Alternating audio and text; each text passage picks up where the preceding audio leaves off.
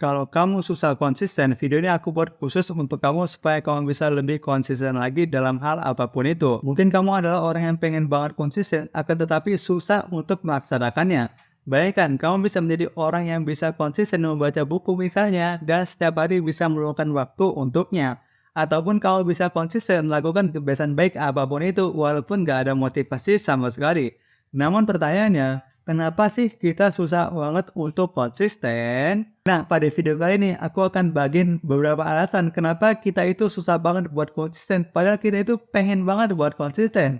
Langsung saja tanpa basa-basi kita masuk ke alasan yang pertama. Alasan pertama yang bagi aku itu paling kuat alasannya kenapa itu kita susah konsisten adalah FOMO. Berdasarkan Wikipedia, FOMO adalah fear of missing out, takut ketinggalan bus. Takut kudet merupakan perasaan cemas yang timbul karena sesuatu yang menarik dan menyenangkan sedang terjadi. Sering disebabkan karena unggahan di sosial media. Contoh, FOMO itu kayak misalkan, oh temen aku udah bisa gini nih, masa aku nggak bisa? Ah temen aku umur 20 udah bisa berangkat ke Jepang misalnya, kok aku masih di sini aja? Temen aku upload video abis beli iPhone 15 Pro Max, kok HP aku masih gini-gini aja? Temen aku udah bisa A, temen aku udah bisa B, kok aku masih kayak ketinggalan sih? Temen aku followernya udah 100k, kok aku masih 1000 misalkan.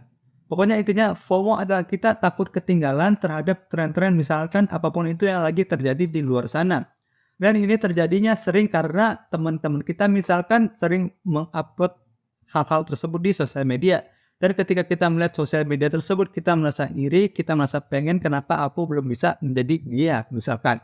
Itu adalah contoh dari FOMO. Ini adalah alasan terkuat yang aku rasakan ketika kenapa kita itu susah konsisten. Misalkan kita lihat teman kita itu bisa konsisten membaca 10 buku setiap tahun, misalkan, oh aku nggak boleh ketinggalan nih. Aku harus bisa konsisten membaca buku 15 buku dalam setahun. Temen aku dalam sebulan udah bisa menghasilkan 100 juta. Aku harus bisa 200 juta misalkan. Ini adalah fenomena FOMO yang mana kita nggak mau ketinggalan dari teman kita misalkan ataupun orang lain yang ada di sosial media. Ini sering terjadi pada zaman ini karena kita tahu media sosial itu gampang banget kita untuk menerima informasi darinya. Dan kita ingin berlomba-lomba pada orang tersebut bahwa aku bisa loh seperti mereka. Nah, aku juga merasakan hal itu, akan tetapi ada beberapa hal yang aku bisa keluar kepadanya, yakni kita ya udah nggak usah banding-bandingin diri kita kepada orang lain. Mereka itu emang udah ada rezekinya, mereka udah ada jalannya, ini jalanku gitu kan. Jalan aku emang berbeda dengan mereka, ya udah aku fokus ke jalanku aja. Kalau emang itu nggak cocok buat kita ya kita nggak usah ikut-ikutan. Dan salah satu cara untuk menghilangkan FOMO ini adalah kita nggak usah kepo terhadap orang lain. Kalau kita udah nggak tahu urusan orang lain ya ngapain kita ikut-ikutan. Ya udah kita fokus ke diri kita aja. Misalkan kita cuma butuh satu buku dalam setahun ya udah emang itu untuk kita nggak usah ikut-ikutan tren. Misalkan yang mana ini bisa membuat kita overthinking misalkan. Ataupun bisa mendapatkan hal-hal negatif yang nggak kita pengenin. Dikarenakan cuma FOMO doang. Dan di antara cara lainnya untuk kita menghindari sikap FOMO ini adalah kita sadar bahwa itu tuh emang jalan dia, ya udah ini jalan aku fokus ke jalan aku aja. Kita nggak usah kepo, nggak usah terlalu pusingin banding-bandingin dengan orang lain. Kalau menurut aku itu sih cara terbaik untuk keluar dari sifat FOMO tadi. Nah itu tuh cara aku untuk menghilangin sifat FOMO. Kalau kamu ada nggak? Terus di kolom komentar ya.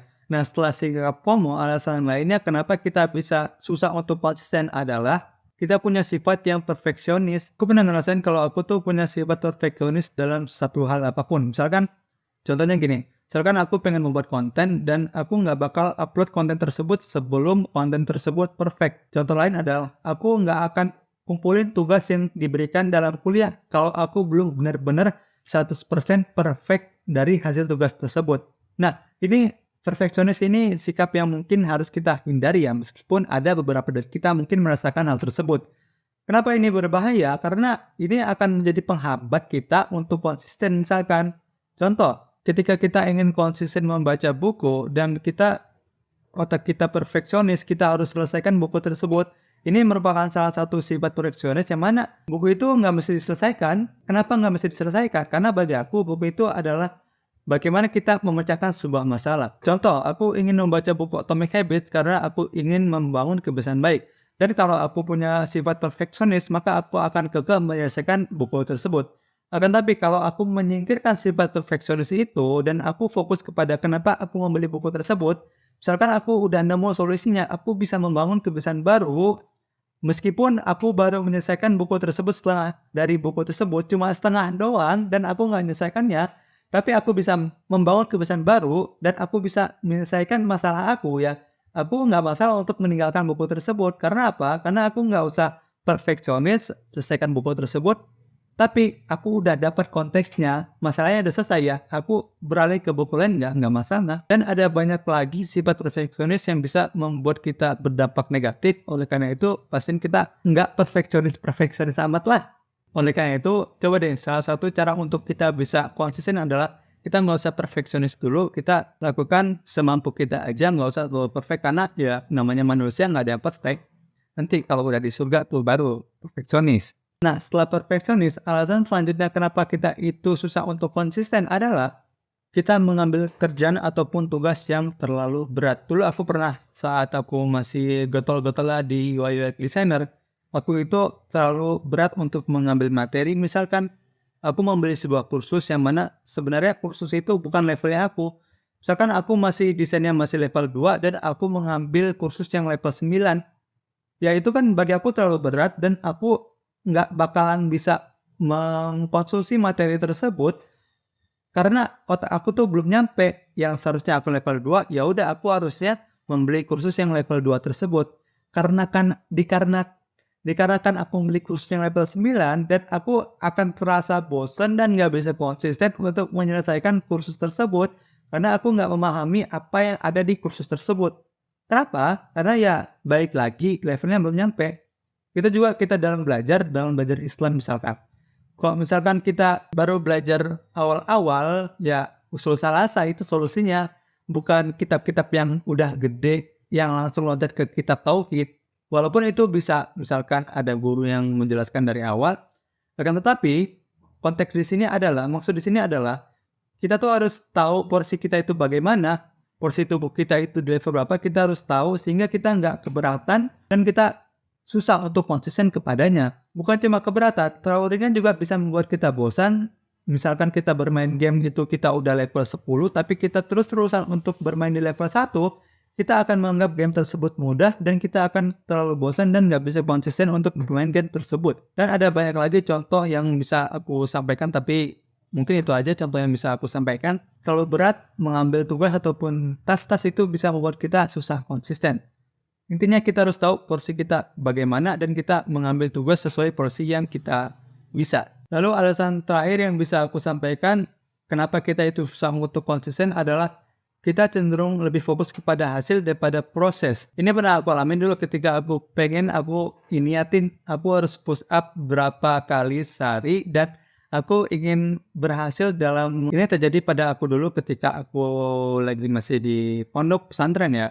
Aku itu lagi getol-getolnya push up, lagi getol-getolnya olahraga karena aku pengen punya badan seperti temanku yang ototnya itu lumayan oke. Dan aku pengen kayak dia dan aku push up sehari, 2 hari, 3 hari, seminggu, 1 bulan dan akhirnya aku nggak bisa konsisten. Kenapa? Karena aku langsung mikir aku harus punya otot kayak dia. Nah, fokus aku tuh hasil bukan di proses. Padahal ketika fokus kita di prosesnya, ya udah fokus ke hari ini aja prosesnya. Kita nggak usah terlalu mikirin hasil karena ini akan bisa membuat kita susah konsisten. Kita akan terus kok nggak ada prosesnya ya, kok hasilnya nggak ada ya. Aku akan terus berpikir gitu terus ketika fokusnya adalah hasil.